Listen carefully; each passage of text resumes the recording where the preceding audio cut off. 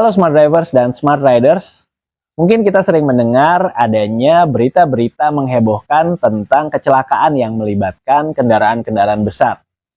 Tentunya kendaraan besar yang dimaksud di sini adalah bis dan truk. Dalam video kali ini, kita akan membahas tentang sebuah zona bahaya di sekeliling kendaraan besar yang kalau kita ada di zona tersebut, risiko kecelakaan akan meningkat. Bersama saya, Agung Yuniharto, Your Safety Buddy.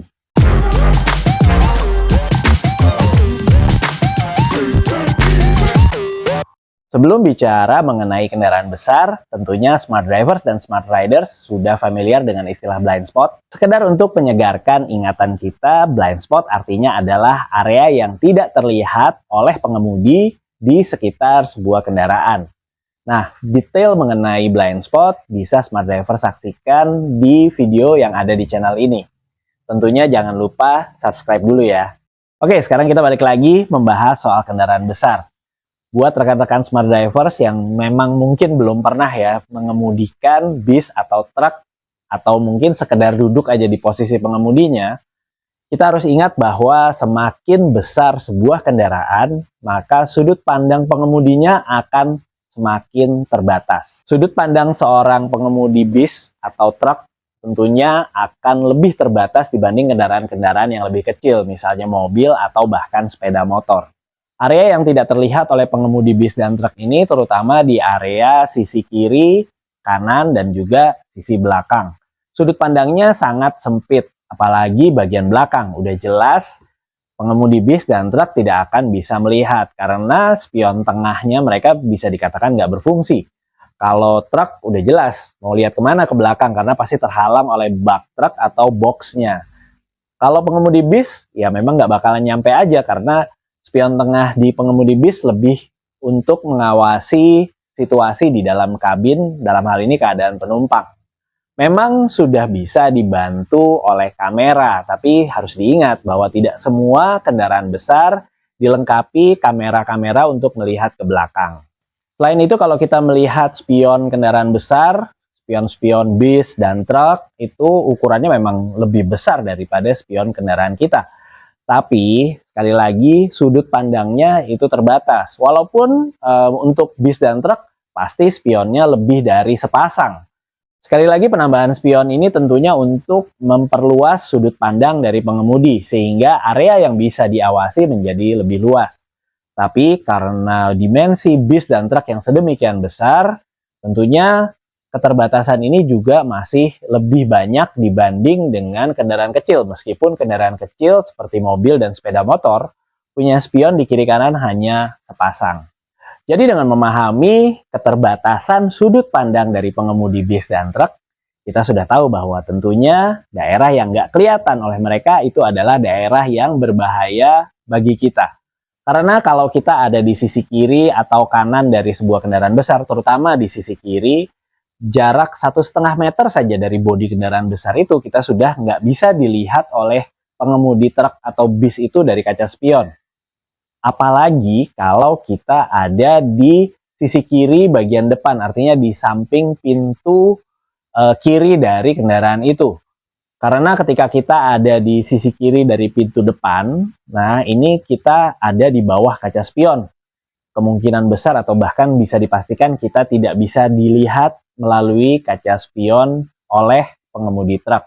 Memang ada connect yang membantu mereka sewaktu-waktu, tapi pada saat di jalan yang ramai belum tentu si connect juga mengawasi area itu. Malah mungkin lagi sibuk ngobrol sama supirnya. Itu tadi sisi kiri. Kalau sisi kanan masih lumayan, karena pengemudi misalnya mau belok, selain lihat spion, dia juga bisa menoleh.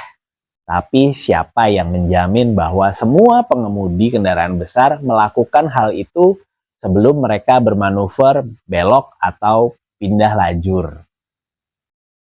Jadi apa yang bisa kita lakukan untuk menekan risiko terjadinya kecelakaan? Nah, sekarang kita udah tahu bahwa ada area-area berbahaya di samping kiri kanan kendaraan besar tadi. Intinya adalah jangan berlama-lama ada di area berbahaya atau zona berbahaya di sekitar kendaraan besar tadi.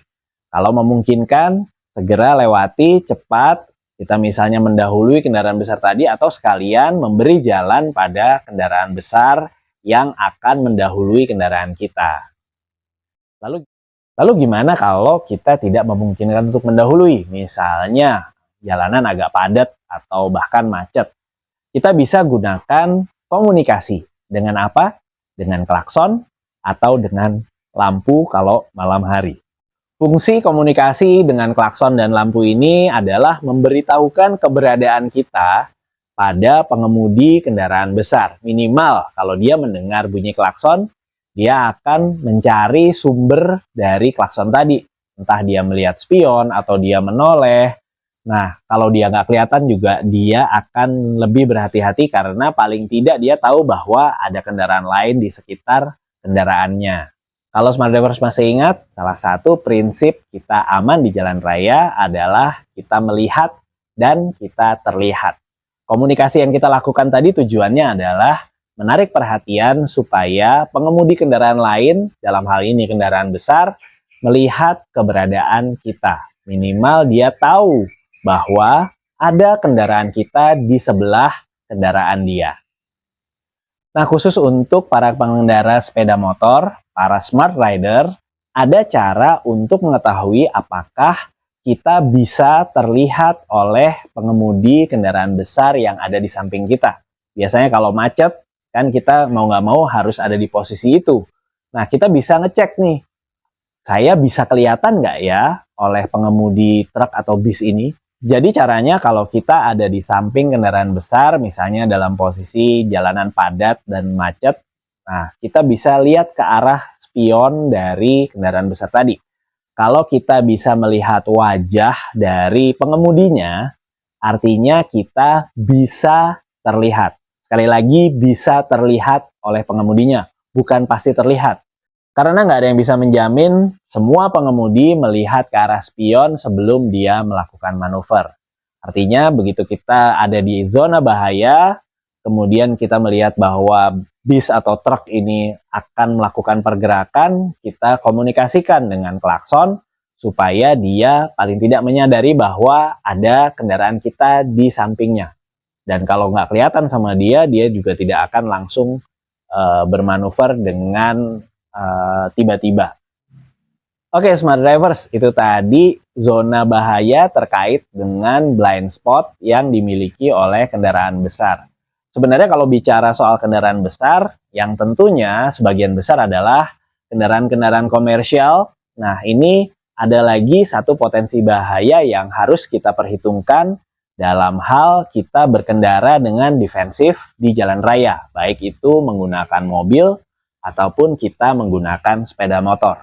Potensi bahaya ini adalah kondisi dari pengemudi.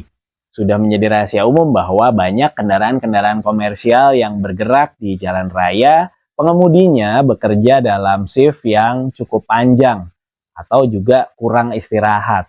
Nah, seringkali hal ini menjadi pemicu sebuah kecelakaan. Kenapa ini jadi bahaya? Karena banyak pengemudi komersial bekerja dengan jam kerja yang relatif panjang. Apalagi nih, kalau kita ada di jam-jam rawan, misalnya pagi hari. Nah, bisa jadi pengemudi-pengemudi kendaraan besar ini adalah orang-orang yang sudah mengemudi dari hari sebelumnya dengan istirahat yang kurang atau sekedarnya karena mereka terjebak macet dan berbagai alasan lainnya.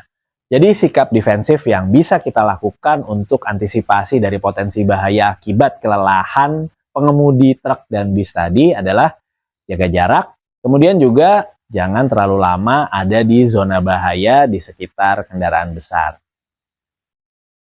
Sikap defensif lain adalah terkait dengan kondisi jalan.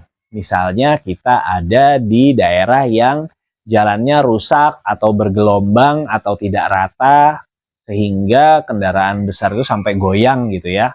Nah, belajar dari beberapa kejadian kecelakaan di mana ada kendaraan-kendaraan yang lebih kecil tertimpa oleh kontainer yang lepas gitu, atau truk yang terguling menimpa mobil lain. Jadi kalau kita ada di daerah yang jalannya nggak rata, rusak misalnya, nah itu hindari ada di zona bahaya di samping kiri dan kanan kendaraan besar. Atau kita bisa jaga jarak dengan kendaraan besar yang ada di sekitar kita. Ya, paling tidak Sikap defensif ini bisa mengurangi risiko kita mengalami kecelakaan yang bukan dari kesalahan kita. Jadi rekan-rekan smart drivers dan smart riders, selalu waspada, amati dengan baik potensi bahaya yang ada di sekitar kita, kemudian juga lakukan langkah yang paling aman untuk diri kita sehingga kita terhindar dari kecelakaan. Jangan lupa ikuti terus channel ini untuk mendapatkan informasi dan tips terkait keselamatan di jalan raya. Semoga jalan raya menjadi tempat yang lebih aman untuk kita semua. Stay smart on the road.